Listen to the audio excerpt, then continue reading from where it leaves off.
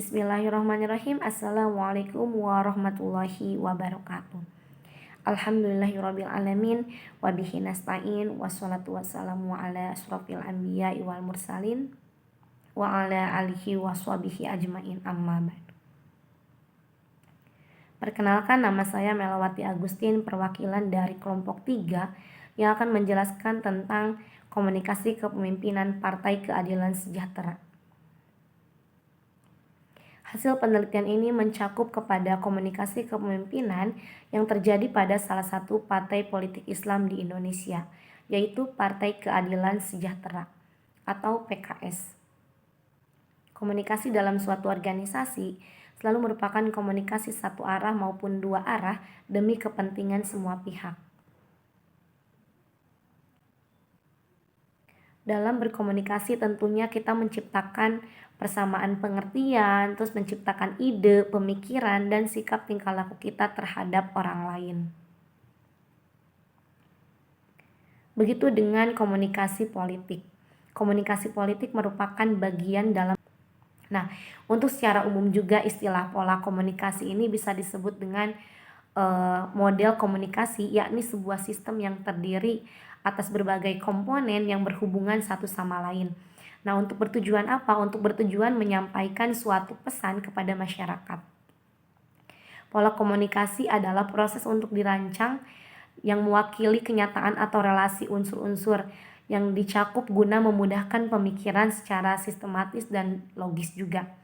Nah, dengan begitu pada dasarnya komunikasi juga memerlukan tindakan yang amat sangat sederhana, yakni aktivitas yang timbul karena seseorang juga ingin menyampaikan politik sebagai informasi kepada orang lain juga.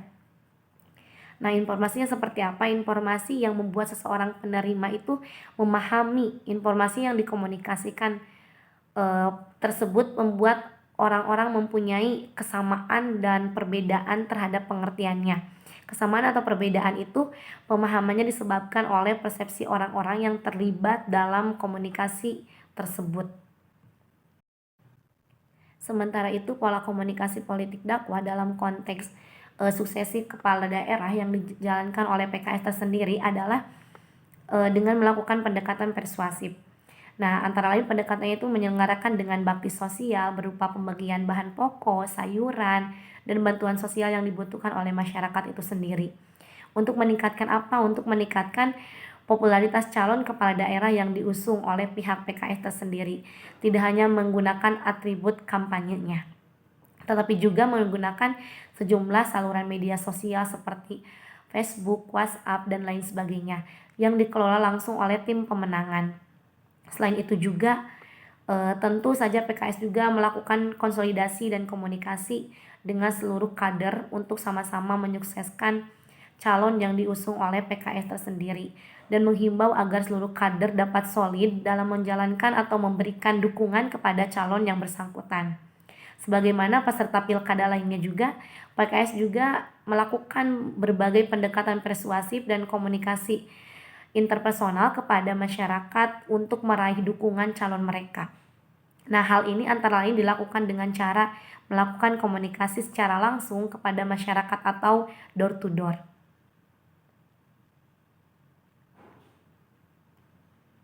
Agar komunikasi politik menjadi lebih efektif, pesan politik harus dikemas dengan secara sederhana tanpa menghilangkan esensi pesan politik itu tersendiri. Nah, mengingat tingkatkan pendidikan masyarakat juga berbeda-beda. PKS selalu berusaha untuk menyajikan pesan politik disesuaikan dengan taraf pendidikan masyarakat. Adapun medium yang digunakan untuk sosialisasi dalam komunikasi politik itu sangat bervariasi yang secara keseluruhan berisi tentang gagasan dan pemikiran calon sebagai representasi di partainya. Salah satu karakteristik kampanye politik PKS dalam konteks pilkada adalah dengan menjalankan fungsi tanda kutipnya mengingat. Nah, mengingat untuk apa? Mengingat unsur sederhana baik secara visual maupun audiovisual. Fungsi ini terbukti berhasil di beberapa pilkada seperti di Jawa Barat dan beberapa kabupaten dan kota di beberapa provinsi. Fungsi mengingat ini dijalankan secara terus-menerus sehingga benar-benar menjadi sesuatu yang akrab dengan masyarakat. Namun demikian, sebagai partai yang bernuansa dakwah, setiap kampanye PKS sesungguhnya telah dimulai dari jauh-jauh hari sebelum perlihatan suksesi dimulai. Hal ini dikarenakan oleh fakta bahwa kegiatan-kegiatan bakti sosial kepada masyarakat dan semacam telah identik dengan pengabdian masyarakat yang biasanya dilakukan oleh PKS tersendiri, sehingga ketika tiba saatnya suksesi, masyarakat biasanya telah mengenal sosok calon yang diusung oleh PKS tersendiri. Atau paling tidak masyarakat memiliki keberpihakan terhadap PKS sehingga dapat menggunakan hak suaranya dengan mendukung PKS. Hal ini merupakan strategi komunikasi politik khas PKS tersendiri. Kampanye politik tidak hanya sebatas pada periode menjelang pemilu atau pemilihan kepala daerah saja, akan tetapi sebelum dan sesudah pemilu juga berperan amat penting dalam pembentukan image politik yang kelak justru akan mempengaruhi perilaku pemilihan dan pengevaluasian kualitas dari PKS tersendiri. 3 pilar kepemimpinan bangsa. Pertama, kredibilitas, yaitu pemimpin yang dapat dipercaya dan diandalkan. Ada 4 kredibilitas yang harus kita bangun. Yang pertama, kredibilitas konstitusional, yang mengharuskan kader-kader PKS mentaati dan menjalankan konstitusi dan perundang-undangan yang berlaku di negeri ini. Yang kedua yaitu kredibilitas moral, yang mengharuskan kader-kader PKS memiliki moralitas yang kokoh, yang bersumber kepada nilai-nilai Islam yang rahmatan lil alamin, dan juga etika publik. Nah, yang ketiga kredibilitas sosial, yang mengharuskan kader-kader PKS membangun komunikasi dengan rakyat, hadir di tengah-tengah rakyat, memberikan solusi dan inspirasi. Kehadirannya merekatkan yang terpecah, menguatkan yang lemah. Keempat, kredibilitas organisasional, di mana setiap kader PKS adalah kader dakwah, maka jati diri dari PKS adalah perjuangan partai, maka hati, pikiran, dan sikapnya terikat dengan aturan, visi, dan perjuangan partai. Tidak bekerja untuk kepentingan dan ambisi pribadi, tetapi bekerja karena visi partai. Kedua, pilar kapasitas.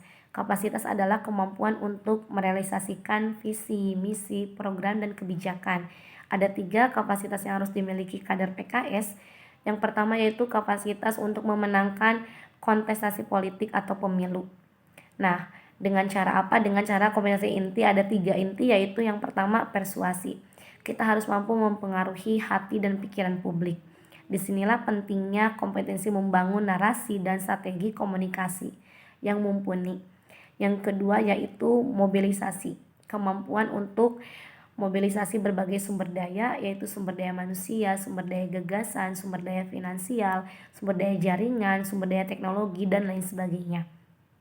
Dan yang terakhir yaitu mitigasi, kompetensi untuk memitigasi ancaman yang akan memporak-porandakan pertahanan partai. Perlu membangun sistem dalam kepemimpinan partai sehingga setiap ancaman yang masuk bisa dideteksi dan dimitigasi. Kapasitas yang kedua yaitu kapasitas untuk mengelola pemerintahan. Ada 3 kompetensi yang harus dimiliki saat berkuasa. Yang pertama yaitu kemampuan untuk membangun rasa persatuan dan kesatuan atau solidarity maker leadership. Yang kedua yaitu pemimpin harus membuat program dan dalam kebijakan rasional dan objektif. Ketiga yaitu kepemimpinan mampu membangun atau menciptakan norma-norma yang ada pada Partai Keadilan Sejahtera. Ketiga, pilar akseptabilitas, yang menerima sebagai calon pemimpin. Kita harus mampu melahirkan kepemimpinan yang diterima oleh publik, bukannya diterima oleh PKS tersendiri. 2 indikator untuk melihat penerimaan publik. Yang pertama, kesadaran publik atas diri kita. Biasanya bisa tercermin dalam survei popularitas. Kedua yaitu pemilihan publik atas diri kita. Hal ini tercermin dari tingkatan elektabilitas. Kesimpulan yang dapat saya ambil, yang pertama yaitu Partai Keadilan Sejahtera PKS sebagai partai dakwah yang menjadikan ideologi sebagai dasar perjuangan partai diharapkan tetap menetapkan nilai-nilai Islam sebagai acuan untuk melakukan aktivitas-aktivitas politiknya. Yang kedua, masyarakat harus bisa lebih menerima perubahan-perubahan yang ada dalam partai politik, mengingat keterbukaan ideologi dapat menjadi terbaik yang bisa menampung pluralitas bangsa Indonesia melalui representasi pilar-pilar kebangsaan dan keanekaragaman maupun sebagai bangsa muslim moderat. Sekian yang dapat saya sampaikan. Mohon maaf apabila banyak kesalahan. Wallahul muwaffiq ila aqwamit thoriq. Wassalamualaikum warahmatullahi wabarakatuh.